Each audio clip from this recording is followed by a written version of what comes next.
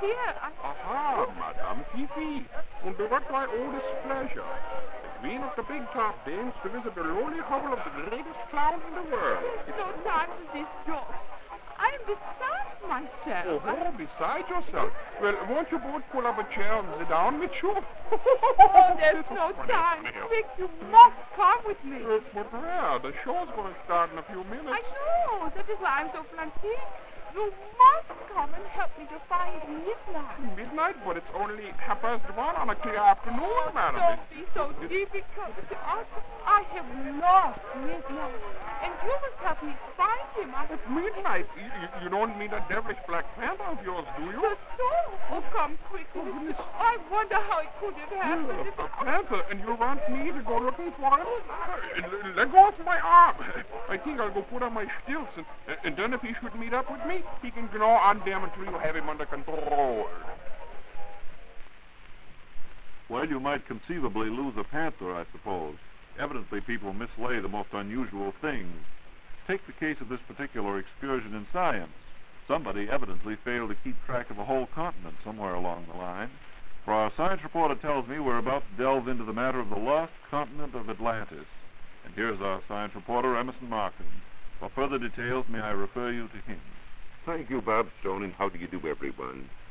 We are indebted to Dr. George C. Valiant, director of the University Museum at the University of Pennsylvania, for our story. The lost continent of Atlantis has exercised a peculiar fascination on the minds of men for thousands of years. The idea of a lost paradise, love of the mysterious, opportunity to give free rein to the imagination, the secret lure of buried treasure, all these things have contributed to make a myth of a lost kingdom on a sunken continent a fascinating belief for those who like to ponder on the unknown and the unknowable. However, like so many things in this world, there is a great deal of information about Atlantis, and it is possible today to discuss on a basis of fact and not of fancy the problem of Atlantis. Then by all means, let us adhere closely to fact. What's the lowdown on Atlantis anyway, Emerson? There are two phases of the story of Atlantis, Bob. One is the myth of the lost land as given by Plato, the famous Greek philosopher who lived 400 years before Christ. The second is the attempt to identify Atlantis in terms of the archaeological investigations of the past century and a half. How did Plato get in on the Atlantis business? Well, Plato got his story of Atlantis from the writings of his ancestor Solon, dating 200 years before him. Solon heard the story in Egypt where the priests of Sais claimed to have ancient records which went back to the foundation of their city 9,000 years previously. This is real old stuff we're talking about, then. Where's Atlantis supposed to have been, Emerson? Plato described the location of Atlantis as in the Atlantic Ocean, west of the Pillars of Hercules, now known as the Straits of Gibraltar. According to Plato's story, the inhabitants conquered Africa as far east as Egypt and came into collision with the forces of ancient Athens. The Athenians, deserted by their allies, were compelled to stand alone against the invaders. But the Athenians were able to defeat the enemy, and shortly thereafter occurred earthquakes and floods, so that in a single day and night the armies of Atlantis sank into the earth, and their homeland disappeared into the depths of the sea. Plato believed that there were shallows off the Straits of Gibraltar, which were a token of this former continent. Rather unusual tale, to say the least. But there is nothing new or original in the idea of lost races who had fantastic civilizations. Plato's intellectual authority was so great that for centuries all civilized men have paid heed to his sayings and his writings. His thought is the basis of modern philosophy. Yet there's a great big but in Plato's references to Atlantis. There is? Dr. Valiant says so. In the first place, neither in the history of Greece nor the vastly more ancient Egypt or Mesopotamia is there a consecutive historical record which is secure much beyond 3500 BC. Modern archaeology has discovered, by means of excavation, a much longer record for mankind, but not one that is datable. The ancient Greeks did not make archaeological excavations themselves, and so the use of a computation to reveal antiquity of 9,000 years was a means of expressing a limitless past and a method of putting Atlantis into an era of fantastic remoteness. In other words, Plato actually pulled his dates out of his hat, or whatever he affected in place of one. Well, Dr. Valiant told me that according to the scholar W.A. Hydro, professor of Greek at Wesleyan University for many years, who made a most exhaustive study of Plato's account, there is evidence that Plato created a fiction to put over certain ideas, and to break down the idea that the Egyptians had an older civilization than the Greeks. In those days, when the world was relatively little known, it would be a perfectly reasonable fiction to create an island continent in the Atlantic. You mentioned modern archaeology a while back. What does its findings show?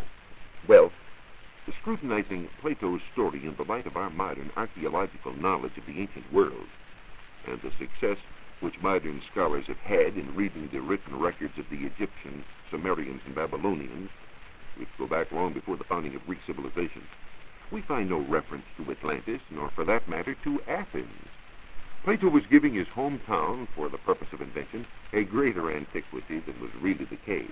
Quite natural, I suppose, but think of all the trouble he started with his fairy tale. Well, let's not be too hard on Plato. It is perfectly possible, according to Dr. Valiant, that since in ancient times there was trade with Crete, that island which lies east of Greece and north of Egypt and west of Palestine, that there may have been a myth concerning a fabulous kingdom in the sea, and Plato, using the geographical knowledge of his time, transferred this to a point further west in the Atlantic, which was a virtually unknown sea. So when the archaeologists started stepping out, the myth of Atlantis began to fade. Well, not exactly, Bob. Thousands of years passed, and mankind became interested in archaeology and in digging up the remains of ancient peoples. Early records were scrutinized to find some explanation for the ruins of great civilizations in the past, like those of Egypt, Crete, Middle America, and China. Attempts were made to find a basis for unifying all these civilizations. Romantic ideas were evolved of master races sailing around the world, spreading civilization.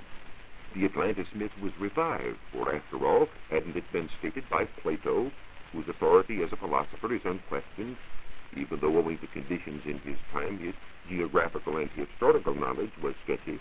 Well, then, did they make any additions or subtractions to Plato's story? Well, Ignatius Donnelly in the 1840s revived the theory of Atlantis, claiming that the ruins of Central America and Peru were colonies of Atlantis. Well, how did he ever arrive at that conclusion? Well, soundings of the Central Atlantic Ocean, which had been undertaken at the time, disclosed the presence of a sunken land mass, of which former mountain peaks were represented by the islands of the Azores and the Canaries near Africa and the Antilles in the Caribbean. Formulating a romantic theory, he stated that the land mass sank, and the colonies of Atlantis continued as the civilizations of Egypt and Mesopotamia in the east, and the Mayas and Incas in the west. Well, could that have been the case, Emerson? Science can straightway show that theory to be untenable, Bob.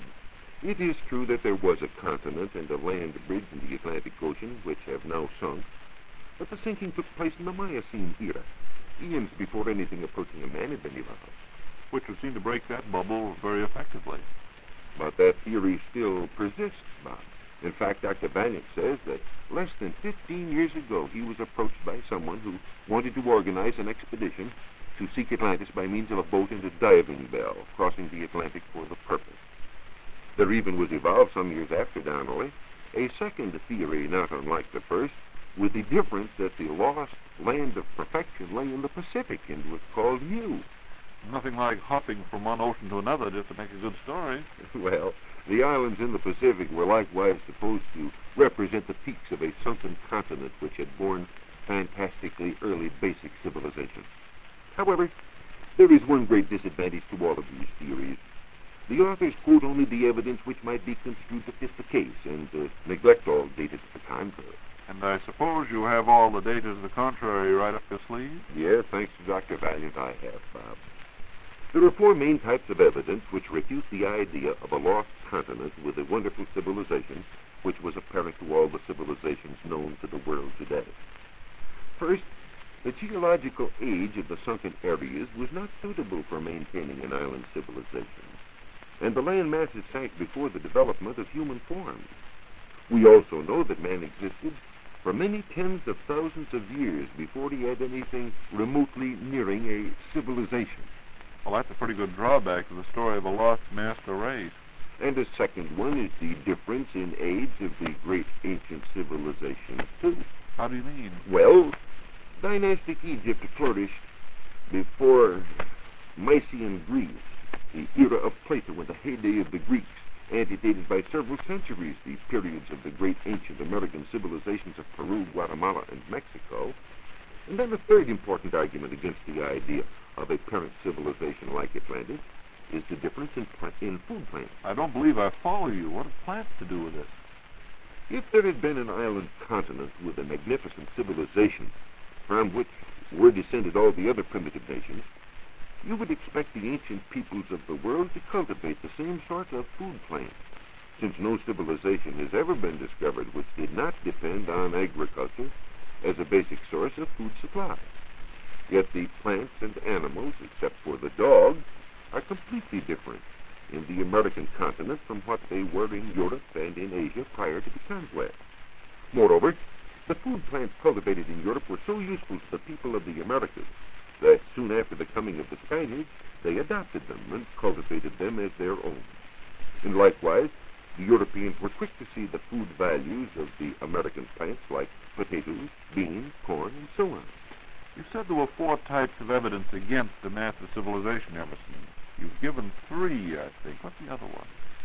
The difference between the languages and the writing systems of the civilized nations of the world, Bob.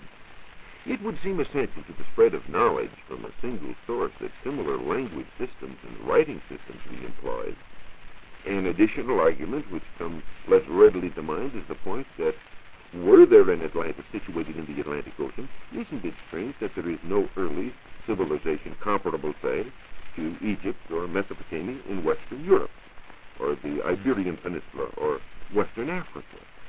And the same discrepancy applies to most of the eastern coast of the American continent, with the exception of Yucatan, which was occupied relatively late in Maya history. Well, Emerson, thanks to you and to Dr. Valiant, the facts in the case about Atlantis are no longer a closed book to us. And ladies and gentlemen, if you would like to have a copy of a paper by Dr. G.C. Valiant, director of the University Museum at the University of Pennsylvania, which tells the story of Atlantis even more completely than we've been able to do in our short time here, all you have to do to get your copy is address your request to Excursions in Science, in care of the station to which you are now listening, asking for scientific paper number 188, entitled The Lost Continent of Atlantis. That's The Lost Continent of Atlantis, scientific paper number 188. It will be sent you free of charge. Now it's time to take a look at the scientific questions you listeners have been sending in to be answered. The answers you will hear are as up to the minute and as accurate as can be obtained, since they are based on information supplied by staff members of the General Electric Research Laboratory or of other equally trustworthy sources. The first matter for your consideration, Emerson, comes from a man who asks, is ethyl gas any better for starting autos than the regular gasoline? Yes, Bob. The reason isn't because it contains more anti-knock compounds and also lead tetraethyl, but because it is made to be more volatile, so that it vaporizes more readily, thus starting cars more quickly. Here's a question from Kadoka, South Dakota, Emerson. Does evaporation take place from ice? If ice is exposed to dry air, it will evaporate just as water does, even though the temperature is well below freezing. Of course, ice evaporates much slower than water, and the colder it is, the longer it will take. In other words, the lower the temperature, the slower the evaporation. A lady asks if there is more draft in the chimney of a house located on a hill than a house situated in a valley. Well, if the house location is such that the wind blows across the chimney, this would tend to produce a suction which would in turn increase the draft in the chimney. Now, generally, such a condition is more likely to be found on the top of a hill rather than in a valley. Another factor is, however, how the chimney is placed on the house. For example, if there is a high gable on the house, the wind, if its direction is such that the chimney is in the lee of the gable, would tend to take a downward direction to the chimney, resulting in a backdraft which would cause the chimney to smoke. A gentleman would like to know if it would be practical to use a light motor oil in the cooling system of an automobile to substitute for permanent anti-freeze. That would be a dangerous substitution to make, Bob. You see, the oil would soften the rubber gaskets and hose connections. And then there's the fire hazard, for if the oil leaked out, it would spill on the hot engine. And finally, there's the danger of the engine becoming overheated, since oil has a much lower heat capacity than water or alcohol, so that the result would be that the heat could not be carried away fast enough. Well, someone in the control room will be getting overheated if we overstay our time limit, so I'd better say thank you, Emerson Markham, and goodbye, everyone, until our next excursion in science.